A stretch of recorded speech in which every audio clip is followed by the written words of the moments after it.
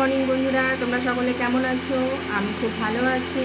আজকে আবার একটা নতুন ব্লগ নিয়ে চলে আসলাম তোমাদের সামনে। তো সকাল সকাল তোমাদের প্রত্যেককে শুভ সকাল। আমি এখন টিফিন করতে বসে গেছি। আমি এখন টিফিনটা করে নিই, তারপর তোমাদের দেখাই। টিফিনে আজকে আছে রুটি, তরকারি, আম আর লিকার চা।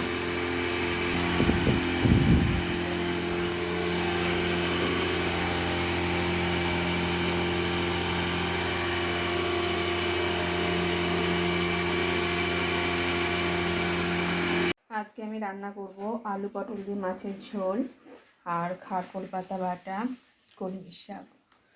তো এখানে আমি চালটা ভালো করে ভিজিয়ে নিয়েছি, কারণ চালটা ভেজানো থাকলে পরে ভাতটা তাড়াতাড়ি হয় আর ভাতটা ঝুরঝুরে হয়, লম্বাও হয়। এবার খারকোল পাতাগুলোকে ধুয়ে ভালো করে কেটে নেব আর পটল আর আলু কেটে নেব। আর এদিকে মাছগুলো যেহেতু বরফে ছিল, এই জন্য জলের মধ্যে রেখে দিলাম। মাছগুলোতে আমি নুন হলুদ মাখিয়ে নিয়েছি। এদিকে জলগুলো ফুটে গেছে, তাই ফোটানো জলের মধ্যে আমি চালগুলো ধুয়ে দিয়ে দিলাম। আর এদিকে আমলকি আর কাঁচা হলুদের রসটাকেও বানিয়ে নিলাম। ভাতটা প্রায় আমার হয়ে গেছে। এবার আমি কড়াইয়ের মধ্যে সর্ষের তেল দিয়ে নিয়েছি আর নুন হলুদ মাখানো মাছগুলোকে আমি একে একে কড়াইয়ে ছেড়ে দেবো।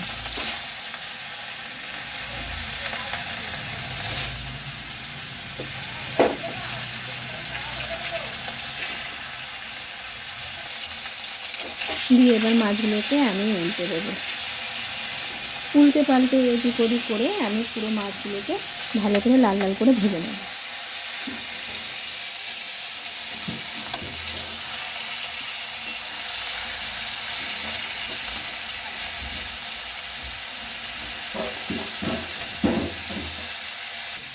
মাছগুলো আমার ভাজা হয়ে গেছে। এবার আমি পটলগুলোকে কেটে ধুয়ে রেখেছি।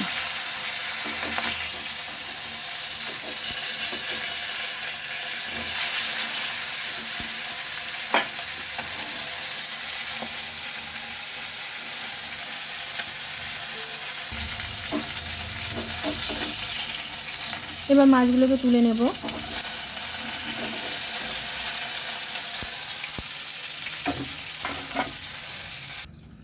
মাছ ভাজার তেলেই আমি পটলগুলোকে ভেজে নেব। পটলগুলো আমি লাল লাল করে ভেজে নিলাম। পটল ভাজার তেলেই আমি আলুগুলোকে ভেজে নেব। আর এদিকে আমি পেঁয়াজ, আদা, রসুন, গোটা জিরে দিয়ে মাছের ঝোলের জন্য আমি একটা মশলা বানিয়ে নেব।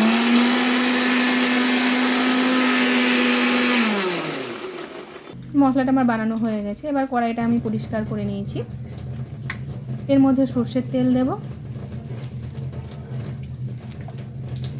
সর্ষের তেলটা গরম হয়ে গেলে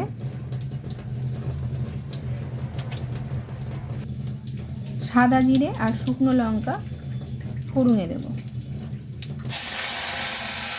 মশলাটা এবার আমি দিয়ে ভালো করে ভেজে নেব। তার সঙ্গে নুন আর হলুদ দিয়ে দিলাম। মশলাটা কষানোর পরে আমি পটল আর আলুগুলোকে ভালোভাবে কষিয়ে নেব। পটল আলুটা কষাতে কষাতে আমি অল্প পরিমাণে জল দিয়ে দিলাম, যাতে মশলাটা পুড়ে না যায়। ভালো করে কষানো হয়ে গেলে আমি পরিমাণ মতো জল দেব।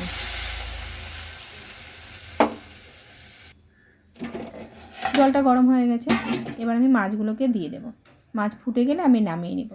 খারকোল পাতাগুলোকে কেটে রেখেছি আর এই কড়াইয়ের মধ্যে আমি জল, নুন, হলুদ আর লেবুর রস দিয়ে ভালো করে খারকোল পাতাগুলোকে ফুটিয়ে নেব।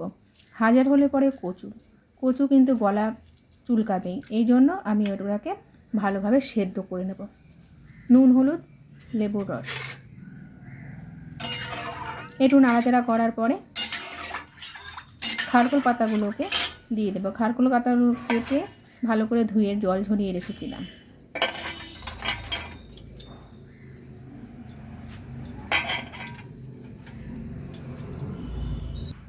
এবার খারকোল পাতাতে 3-4টে কাঁচা লঙ্কা দিয়ে দিলাম। চেপে চেপে খুন্তির সাহায্যে খারকোল পাতাগুলোকে জলের ভেতরে ডুবিয়ে দিলাম, যাতে ভালো মতো সেদ্ধ হয়ে যায়। এবার আমি একটু চাপা দিয়ে দিলাম। এদিকে আমি একটু পেঁপে কেটে নিলাম। পেঁপেটা আমার কাটা হয়ে গেছে, খারকোল পাতাগুলো সেদ্ধ হয়ে গেছে, জলের কালার দেখো চেঞ্জ হয়ে গেছে, যত কষ ছিল সব বেরিয়ে গেছে।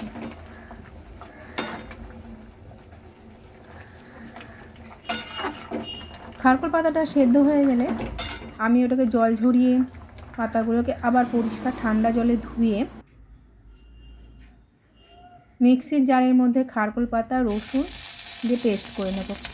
আর কড়াইয়ের মধ্যে কালো জিরে আর সর্ষের তেল দিয়ে তার সঙ্গে পেঁয়াজ কুচি একটু ভাজা ভাজা হয়ে গেলে খারকোল পাতার পেস্টটা আমি কড়াইয়ের মধ্যে দিয়ে দেব।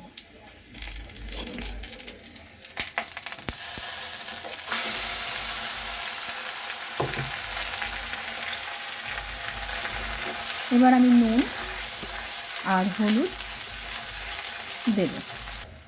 নুন হলুদ দিয়ে ভালোভাবে নাড়িয়ে নিলে তৈরি হয়ে গেল আমার খারকোল পাতা বাটা। পুরো জলটাকে কিন্তু আমি শুকিয়ে নেব, শুকিয়ে শুকনো শুকনো করে নেব। এদিকে আমার রান্নাবান্না শেষ, আমি ছাদের দিকে চলে গেলাম। ছাদে একটা নতুন জিনিস তোমাদের সঙ্গে শেয়ার করলাম, যেটা হলো গোলাপি জবা। আর এই দেখো আমি এখানে কি লুকিয়ে রেখেছি, আমি এখানে লুকিয়ে রেখেছি কাঁচা ছোলা। কিন্তু কেন লুকিয়ে রেখেছি, যখনই আমি ছোলাগুলো ছড়িয়ে দিই ছোলার শাক করার জন্য, তখনই পাখি এসে সমস্ত ছোলা খেয়ে নেয়। এই জন্য ওগুলোকে ছড়িয়ে আমি ঘাস দিয়ে চাপা দিয়ে রেখেছি, যাতে পাখিতে টেরও না পায়। আজকে ছাদে 3 রকমের জবা ফুটেছে, লাল জবা, গোলাপি জবা আর চন্দন জবা। আকাশটা কিন্তু মেঘে ভরা, বৃষ্টিও হচ্ছে, তবে খুব একটা বৃষ্টি হচ্ছে না। আর এখানে খারকোল পাতার ডাঁটাগুলো আমি কিন্তু বসিয়ে দিয়েছি।